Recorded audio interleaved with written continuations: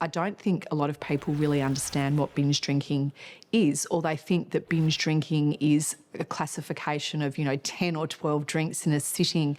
Actually, the classification of a binge drinker in Australia for women is 4 or more standard drinks in one sitting, and for men it's 5. The difference between a daily drinker and a binge drinker is that binge drinkers often don't drink every day. A binge drinker is someone generally who drinks a lot, drinks quickly, finds it very difficult to moderate, doesn't have an off switch, and is often drinking more than they would want to. And the more they drink, the more quickly they drink, and often can end in blackouts, hazy memories, not remembering how they got home, and waking up feeling ashamed and embarrassed about their behaviour. And that was absolutely me for a long period of time. It started probably as a 16-year-old growing up in Melbourne in the 80s.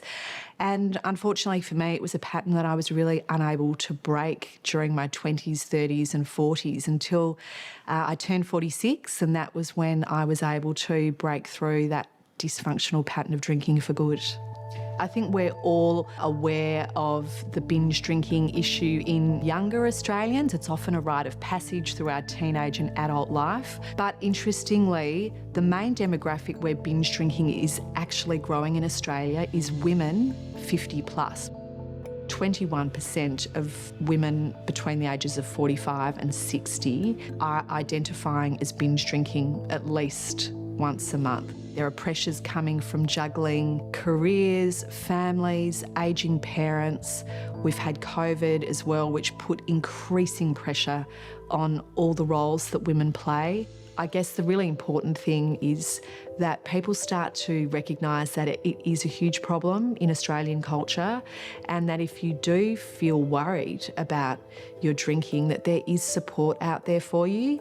And it really can just start with doing some reading, listening to some podcasts. And I now coach people specifically in this area around breaking through their dysfunctional patterns of binge drinking. Me choosing an alcohol-free lifestyle has had a huge ripple effect on my life and my family's life and my relationships with certain friends. It has absolutely life-changing. My husband actually took 2.5 years away from alcohol himself during the period. He's now gone back to having a drink every now and again, and that's absolutely fine. And now we're also navigating our teenage sons who are now starting to experiment with alcohol.